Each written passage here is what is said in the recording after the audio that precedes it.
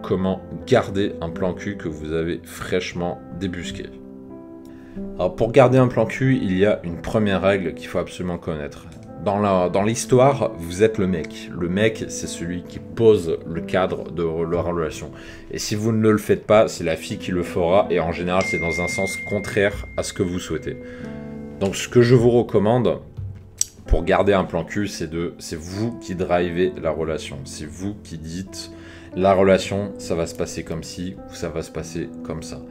Donc, une fois que vous avez couché avec la nana, en général, à part pour les personnes peu expérimentées, en général, on sait à peu près à quoi s'en tenir.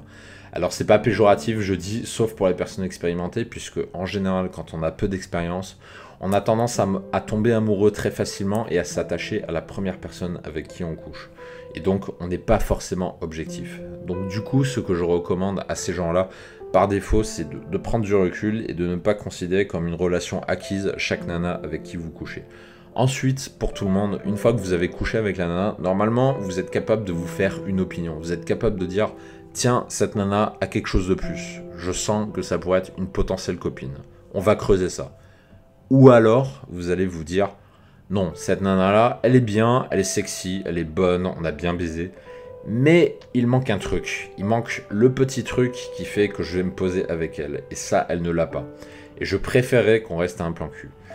Sauf que souvent, qu'est-ce qui se passe? Les mecs ont peur d'avouer cette réalité, c'est-à-dire que la majorité du temps, quand vous allez coucher avec une femme, ce ne sera pas une potentielle copine.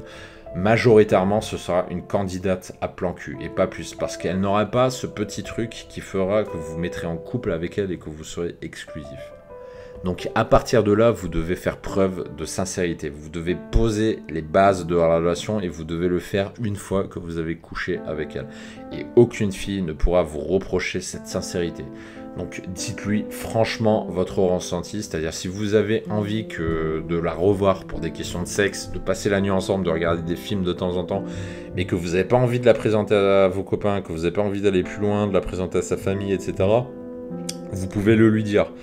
Si elle ressent la même chose, elle l'acceptera et il n'y aura aucun problème avec ça. Mais très souvent, les hommes ont peur de poser leurs couilles et de dire ce qu'ils pensent vraiment à une femme parce qu'ils ont peur que la femme les juge négativement.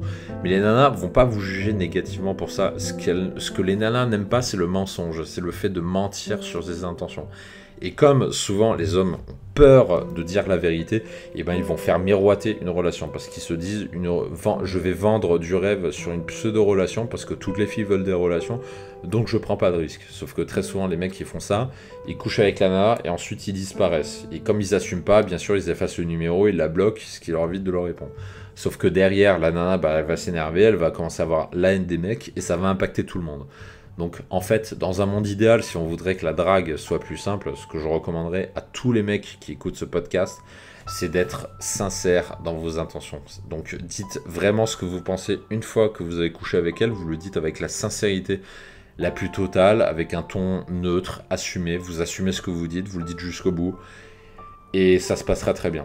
Typiquement, ce que j'aimais bien dire avec une nana qui était dans ce cas de figure-là, c'est-à-dire qu'on baisait, des fois on baisait une deuxième fois si j'avais la forme, et il arrive un moment où on parle l'avenir, et ça arrive toujours dans la première nuit, et si ça arrive pas dans la première, c'est la deuxième nuit, et très souvent c'est la fille qui va poser la première en question, et même si elle ne le faisait pas, c'est moi qui aurais pris l'initiative d'en parler.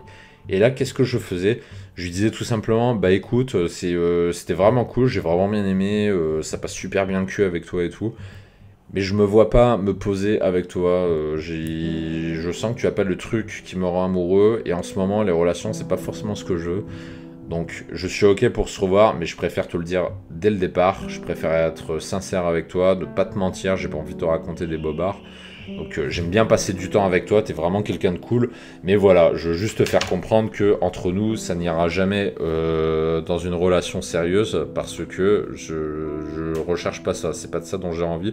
Et je pense que t'es pas la bonne qui correspond à ça. Donc te froisse pas, je dis sincèrement. Dis-moi si tu penses la même chose que moi. Et si on est sur la même longueur d'onde, bah c'est cool. Du coup, ce sera plus simple. Et il n'y a pas de souci pour se revoir. Parce que moi, je suis vraiment bien avec toi. Ça se passe super bien. Mais voilà, je tenais à être sincère. Je suis pas quelqu'un qui a envie de mentir. C'est grosso modo le discours que je tenais avec elle.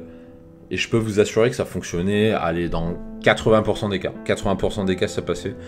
Et la nana, je la revoyais. Donc ça, c'est la première étape. Alors les 20% avec qui ça passait pas, c'est très simple. C'est des nanas qui acceptaient pas le fait d'être voilà, d'être une sex friend, quoi, un plan cul.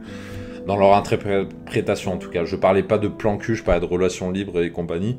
Mais elles n'acceptaient pas ce statut.